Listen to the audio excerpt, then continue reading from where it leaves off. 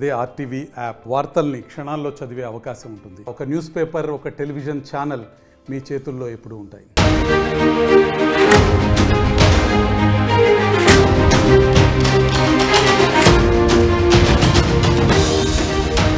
AP హోంమంత్రి PA Jagadish పైన wait పడింది.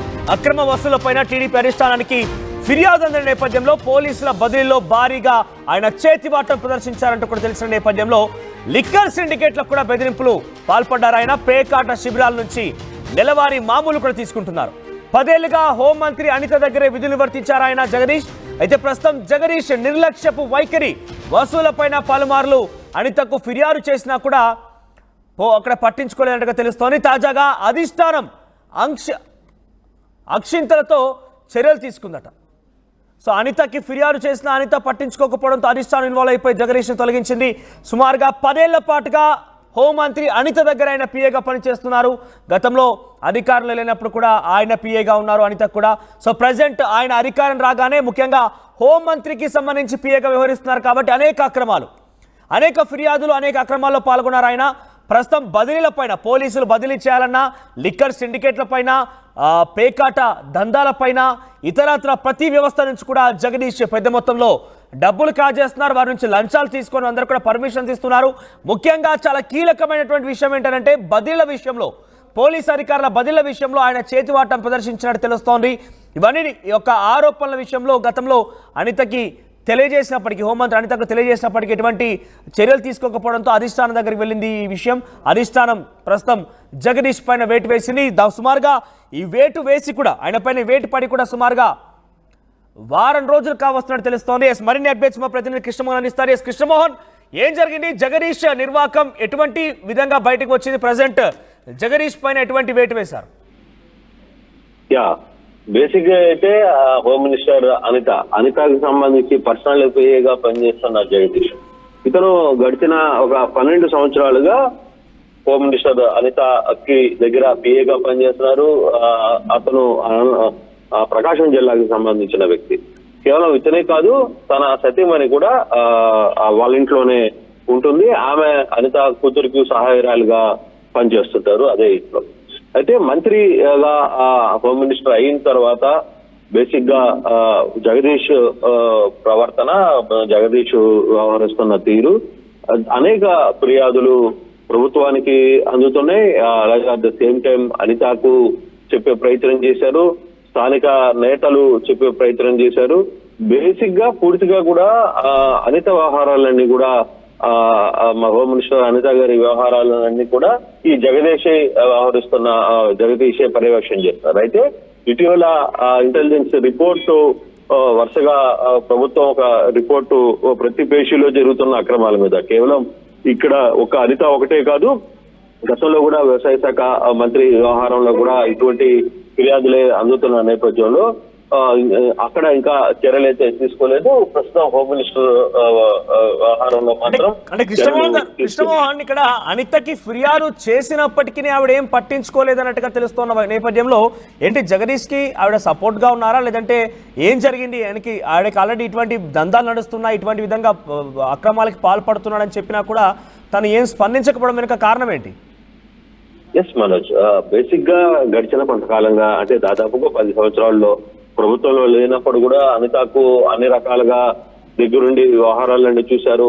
ఆమె సంబంధించిన ఇంటి వ్యవహారాలు కావచ్చు, బయట ప్రోగ్రామ్ షెడ్యూల్స్ కావచ్చు, ఇతర వ్యవహారాలన్నీ కూడా ఈ జగదీష్ చూసే వ్యక్తి కాబట్టి కొంత ఇంపార్టెంట్ ఎలాగూ ఉంటుంది. అయితే జగదీష్ చేస్తున్న వ్యవహారాలు ప్రధానంగా ఒక సస్పెండ్ అయిన సిఐకి సంబంధించి అతని దగ్గర దాదాపుగా 25 లక్షల రూపాయలు డబ్బులు తీసుకుని తిరిగి అతనికి పోస్టింగ్ ఇచ్చారు.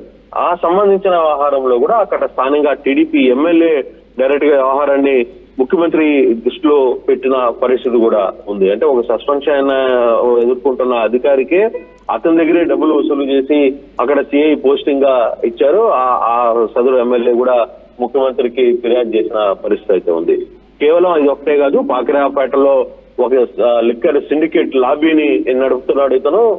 ముఖ్యమంత్రికి తెలియకుండానే ఈ వ్యవహారాన్ని అంతా కూడా దగ్గరుండి నడుపుతున్నాడు. అలాగే అక్కడ ఉన్న పనిచేస్తున్న సిబ్బంది ఎవరిని కూడా అనిత దగ్గరికి, అంటే మంత్రిగా ఉన్న అనిత దగ్గరికి మాట్లాడడానికి కావచ్చు, జరుగుతున్న విషయాలకి దగ్గరికి చెప్పించే ప్రయత్నం కూడా అడ్డుకునే ప్రయత్నం చేసే వ్యక్తి జగదీష్. కనీసం మీడియా వాళ్ళు మాట్లాడుతున్నా, మీడియా వాళ్ళు ఏదైనా ప్రోగ్రామ్ గురించి మాట్లాడినా, లేకపోతే ఇటీవల జర్నలిస్టులు అందరూ కూడా అనితాను కలిసే ప్రయత్నం చేసినప్పుడు కూడా అక్కడ కూడా ఇతర వ్యవహార శైలి వల్లే అక్కడ జిల్లా ఇన్ఛార్జీలుగా ఉన్న యూనియన్ నాయకులకి ఇక్కడ అనిత కూడా కొంత గ్యాప్ రావడానికి కూడా ఇటువంటి ఈ జగదీష్ చేసిన వ్యవహారాలే అనేది. బేసిక్ గా పైకిరావుపేట మండలంలో ఉన్న స్థానిక నాయకులందరూ కూడా చాలా క్లియర్ గా ఒక రోజు మీటింగ్ పెట్టుకుని మంత్రికి చెప్పే ప్రయత్నం చేశారు. మంత్రి నేను ఖండిస్తానని చెప్పినప్పటికీ కూడా తర్వాత అదే రోజు అదే ఫిర్యాదు చేసిన వ్యక్తులకే జగదీష్ నేరుగా ఫోన్ చేసి వాళ్ళని బెదిరించే స్థాయికి వచ్చారు.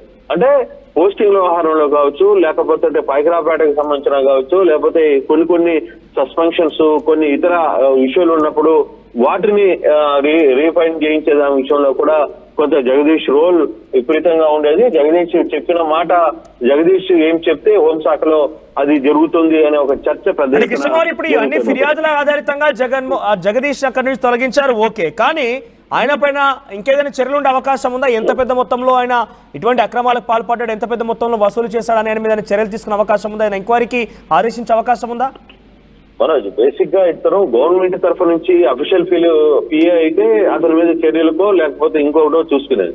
కానీ ఇక్కడ పరిస్థితి అతను కంప్లీట్ గా ప్రైవేట్ గా పనిచేస్తున్నాడు. గత కొంతకాలంగా మంత్రి దగ్గర పనిచేశారు. సో ఆ యాంగిల్ వ్యవహారంలో కొంత ఆమెకు అనిత దగ్గరగా 10 సంవత్సరాలు పనిచేస్తున్నారంటే కొంత మంత్రికి సంబంధించిన వ్యవహారాలు కావచ్చు, వీటన్నిటిలో కూడా ఆయన ఇన్వాల్వ్మెంట్ ఖచ్చితంగా, అంటే మంత్రి ప్రోగ్రామ్ యాక్టివిటీస్ కావచ్చు, వీటన్నిటిలో కొంత అతని రోల్ ఉండేది. కానీ ఇప్పుడు అతను ప్రైవేటు వ్యక్తి కాబట్టి అతని మీద చర్యలు ఏ విధంగా ఉంటాయి, ఏ విధంగా చూసుకోబోతున్నారు అనేది ఒకసారి చూడాల్సిన పరిస్థితి. సో అటువంటి నేపథ్యంలోనే ఇప్పుడు జరుగుతున్న మరి మంత్రి అనితకు సంబంధించిన బాధ్యతలందు మంత్రి కూడా ఇప్పటికే ఆమె కర్ణాటకలో ఉన్నారు. ఉచిత బస్సు సబ్ కమిటీకి ఆమె అధ్యక్షురాలుగా ఉన్నారు. మంత్రులు కర్ణాటకలో పర్యటిస్తున్న నేపథ్యంలో ప్రభుత్వం ఈ నిర్ణయం తీసుకోవడం, తర్వాత ప్రభుత్వం ఇచ్చిన ఈ నిర్ణయం కొంత అనితకు కూడా షాక్ కు గురి చేసే పరిస్థితి.